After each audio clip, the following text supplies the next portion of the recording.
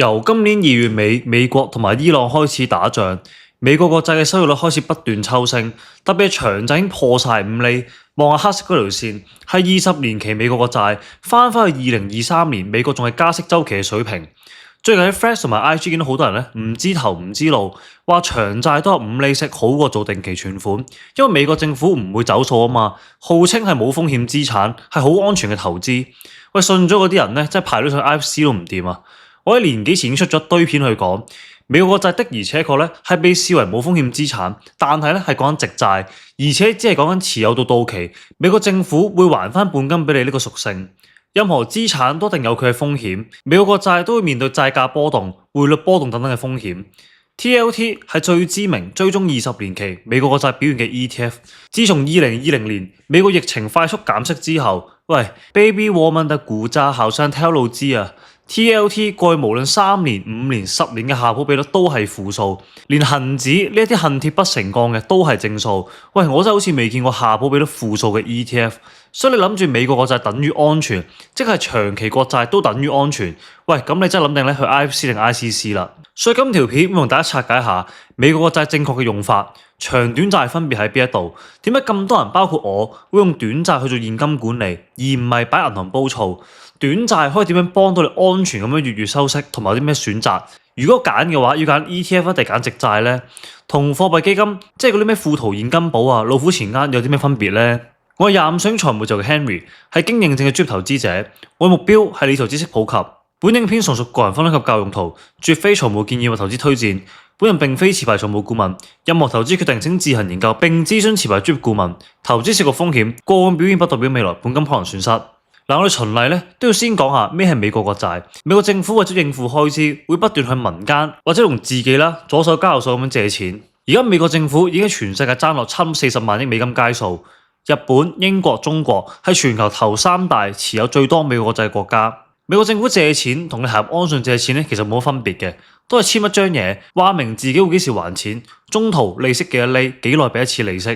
嗱，譬如呢一張美國政府2026年7月31號發行，新鮮滾熱辣啦，好似咧你食潮汕火鍋啲牛咁樣，仲聽到隻牛叫緊嘅。上面會寫明佢2年之後2028年7月31號會還翻錢俾你嘅。中途有4.25厘利息俾你，每半年派一次息。美國政府咧會不斷發行好多唔同年期到期嘅國債嘅，好似今年5月到7月已經發行咗一堆2年期至到30年期嘅國債。一般而言咧，年期越長，利息就會越高。譬如呢一張咧都係今年發行嘅10年期國債，去到差唔多4.4厘，而呢一張30年期嘅超過咗5厘添。因為越遲拎翻啲錢咧，即係個本金啊，貨幣貶值或者美國政府財務狀況變差嘅風險咧就會越高嘅。我哋一般都會假定美國國債係冇風險資產，起碼而家呢一刻咧都仲係嘅。因為美國有一部全世界最強嘅印鈔機，會唔會有爆煲嘅一日咧？可能會有，但係全世界而家所有金融資產運作同埋定價都係同美國國債有關嘅。所以如果有一日美國違約還唔起錢，嗱咁我哋應該諗下咧，你下一餐仲有乜食好過？咁講，美國唔還車嘅機會咧，細過你行出街俾車撞，亦都細過你將啲錢擺喺銀行度，銀行同埋存款保障同時失效嘅機會。所以做人咧，想完全規避風險係冇可能嘅。投資就係一條學習風險嘅路，學習去承受自己接受到嘅風險，去換取資產嘅報酬。嗱，我哋手上美國國債呢一張紙，上面寫住2028年7月31號會還錢。喂，咁如果我中途等錢使想套現咧，拎去當鋪揾你二叔公得唔得啊？嗱，當鋪收唔收咧？我唔知，但係大把券商咧可以幫到你喺二手市場度隨時賣出去嘅。所以將美國國債持有到期收翻個本，同你二手市場嘅債價係兩個完全唔同嘅風險嚟嘅。講話冇風險咧，係指到期收翻個本呢樣嘢。二手市場嘅債價最主要咧係受利率影響。正常情況之下，利率同埋債價咧就好似玩搖搖板咁樣，利率升，債價就會跌。利率跌，債價就會升嘅。嗱，我哋求其當8月11號啦，當美國聯儲局決定加息0.25厘，咁加息之前發行嘅債券咧係每年派4厘息嘅，加息之後8月11號之後發行嘅債咧係每年派4.25厘嘅。如果價錢係一模一樣，你要買邊一張啊？喂，我隻狗咁傻啊，都會識得揀加息之後高息啲嗰一張啦。所以加息咧就會令到原本已經發行咗嘅債券咧冇咁值錢，要減價去買啊，反之亦然啦。而越長期嘅債券咧，受到利率嘅影響就會越大。嗱，我哋幻想下咧，我手入邊拎咗一把間尺，間尺上面咧放咗支水，而呢一支水嘅重量就係利率。如果嗰筆間尺係越短嘅，支水離我越近，係咪我越輕鬆可以拎得住啊？但係如果筆間尺好似我咁嘅2米長嘅，咁就算支水一模一樣嘅重量，擺到咁遠咧，你都會拎到手騰腳震，拎得好辛苦嘅。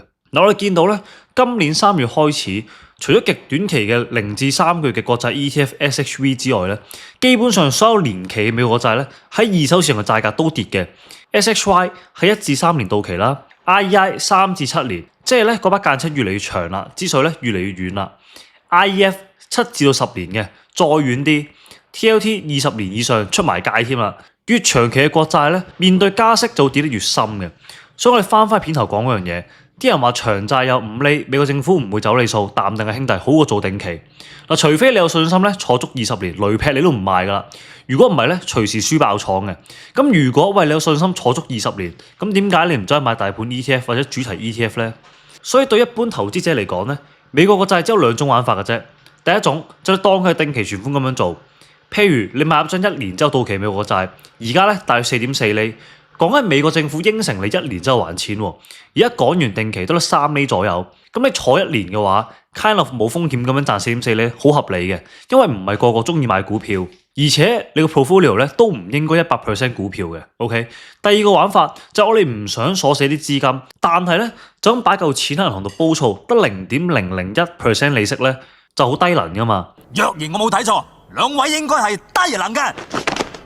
咁我哋擺去啲極短期嘅美國國債度，可以隨時喐到啲資金嘅，又可以賺到國債嘅利息。咁呢度咧又會衍生咗2隻玩法嘅，第一隻就用直債啦，第二隻就用 ETF。嗱，譬如而家咧3個月到期嘅直債，即係我買落去咧係我直接持有美國政府債務證券呢張紙嘅，我嘅身份咧係美國佬嘅債權人嚟嘅，行入去美國領事館度咧講句嘢大聲啲嘅。3個月到期嘅直債咧有5.4厘年化回報。嗱，咁我哋咧又要上投資新手101啦。到期年化回報5.4厘咧，並唔代表你3個月就可以賺到5.4厘嘅，係你呢3個月賺到嘅回報化咗1年咁去睇嘅回報率。譬如你用1萬蚊，3個月咧賺到100蚊翻嚟，咁如果化做12個月，係咪相當於你可以賺到400蚊啊？咁你嘅年化回報咧就係大約4% 啦。嗱，5.4厘咧係好吸引嘅回報，3個月亦都係一個好短嘅日子，但係難保我哋中間咧等錢使噶嘛。話明係要隨時喐到啲錢走。嗱，我哋假設1個月前買入呢一張債券，當時嘅債價咧係100蚊5毫5仙859嘅，跟住喂我而家等錢使喎，喂美股又大特價啦，入市先。但係而家張債價咧已經跌到落100蚊2毫6仙172，計翻咧其實蝕咗0.3% 債價嘅。你講緊當時買入嘅話咧，年化收益率都只係4.8%，即係話你1個月實際上咧賺咗0.4% 翻嚟啦。但係張債嘅債價咧已經蝕咗0.3%喎，即係話如果你持有直債啊，呢1個月你只係賺咗0.1% 啫，仲衰過你真係做港元定期。所以學吳彥祖講句，你有美國佬射住咩？美國佬我北京用嘅，原來係七咕碌。短期嚟講咧，如果你中間可能有資金需要買直債，係絕對唔划算嘅，仲要你買直債成本咧係高過 ETF 好多嘅，所以直債咧當定期咁買就 OK 噶啦。而第二個玩法就用美債嘅 ETF。嗱，大家都知道美國佬咧欺壓我哋中國人啊嘛，股息係收30% 稅嘅，所以我係支持大家溝晒美國妹買晒佢啲股票，等啲美國人咧陷入水深火熱度。但係我哋買債券 ETF 咧，理論上係可以退翻晒30% 嘅。我自己又走去問過富途同埋老虎，兩間都話咧美債 ETF 係會自動退稅嘅，而 IB 我以前試過咧都係可以嘅。但係最好咧，大家自己問清楚先，唔好有外判嘅責任俾我。嗱，我哋單純去睇 BIL 同埋 SGOV 呢2隻 ETF 嘅線咧，基本上出面死人冧樓，甚至乎古天樂帶循環翻嚟現代咧，佢都係唔會跌嘅，基本上好平滑咁樣一路向上。因為 BIL 係追蹤1至3個月美國國債，而 SGOV 咧就0至3個月。頭先講啦，嗰筆間尺有幾長呢單嘢都解釋過啦。利率即係支水擺得越近咧，對我嘅影響就會越細嘅。BIL 同埋 SGOV 呢啲極短期，基本上咧攤低等緊美國政府還錢嘅，係風險細入邊嘅細風險。BIL 同埋 SGOV 都係派緊年化3.7厘息嘅，每一個月都會派息。而 BIL 管理費咧只係0.14% 一年，而 SGOV 咧更加即係0.09% 一年。短債 ETF 可以每日開市時段買賣，價差細，管理費低，仲要可以退翻30% 稅。但係你要留意咧，美國個債 ETF 係冇直債嗰啲咩到期日啦、保本機制嘅，完全係跟市場價格去走。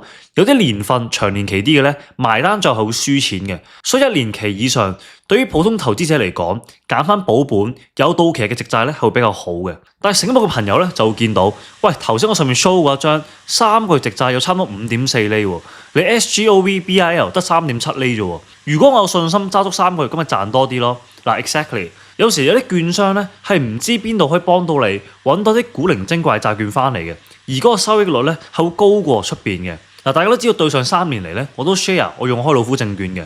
好耐之前咧有一張又係3個月到期嘅債，出面得4.4厘，而喺老虎度咧可以買到張4.9厘。咁我嗰陣時覺得超級奇怪，我專登再問佢哋啦，話喂，點解你嘅收益率咧會高過出邊咁多咧？佢哋就係話咧，因為佢哋尋寶尋到翻嚟嘅。佢直情係揾埋佢哋債券部嘅負責人出嚟，喺個系統度勾翻出嚟。佢嗰個報價咧真係路透報出嚟嘅，所以只要你買到咧就係執到，而其他券商咧係冇嘅。我試過好多次對比富途 IB 咧，都係老虎個收益率高過出邊嘅。嗱，喂，講開老虎證券咧，不得不又試一試佢開戶迎新。而家已經 Henry 我連結開戶咧，唔使交易同埋流傳嘅，即刻會送你488蚊 HK2More Coupon 同埋 SpaceX 股票，最高咧差唔多3000蚊迎新送俾你添。仲可以解鎖埋我呢個完全免費嘅理財投資課程，入面已經更新到63個課題，包含晒港美股大盤、收息、科技 ETF、股票、債券乜 Q 都有噶啦。連呢一條片講嘅 BIL、SGOV 同埋長債都有詳細30分鐘起跳嘅片去分析。只要拉落少少，去下面留言區嘅置頂咧，就會揾到條連結入嚟開戶同埋上堂噶啦。咁我哋講翻，喂，用短債去短期收息，隨時喐錢。喂，咁佢嘅競爭對手咧，一定就係貨幣基金嚟嘅，即係嗰啲咩富途現金寶啊、老虎錢罌啊、餘額通呢一啲嘢。雖然貨幣基金咧都係極之低風險嘅，但係如果你要排一條隊咧，貨幣基金嘅風險點都高過短債少少嘅，所以俾到你嘅收益都會高少少。貨幣基金入邊咧，一般都係以定期存款同埋銀行嘅存款證為主，再搭一啲投資級嘅公司，或者主要咧都係銀行嘅商業票據，通常都係極之短期嘅，一般平均咧都係3個月內，所以價格波動會好低。違約風險都會好低，基本上你都開任何一隻貨幣基金嘅資產淨值，都係好似短債 ETF 咁樣，好平滑咁一路向上嘅。貨幣基金嘅用法同短債 ETF 咧基本上一樣嘅，都係可以隨時喐嚟買股票，因為好多證券商都俾你咧用貨幣基金嘅持倉直接做購買力，唔使你等贖回，可能等2日先可以用到啲錢。我知大部分閒錢咧都係擺美元貨幣基金嘅，由佢日日滾收益出嚟。嗱，因為篇幅有限啦。如果你都想好低風險咁樣去建立被動收入，又或者唔想擺錢銀行煲數度，日日輸俾通脹，我已經準備好呢啲美國國債同埋貨幣基金詳細教學，仲有幾隻國債 ETF 嘅詳細介紹同埋分析，俾你再了解多啲。只要訂閱我 channel，再喺下面留言 SGOV， 我就會 send 晒俾你噶啦。記得去上埋我呢一個完全免費嘅理財投資課程，入面幫到你好有系統咁樣由零開始學識理財同埋投資，完全免費嘅。下面留言 SGOV 咧，我一次過 send 埋俾你噶。今日講咗咁多先，中意嘅你幫手 like、subscribe、share 同埋 comment，follow 埋 IG 同埋 podcast， 最重要去我 website 度入埋匿名 WhatsApp group，有冇 share 到 IG 同埋 YouTube 冇講嘅嘢？我哋下次再見啦，拜拜。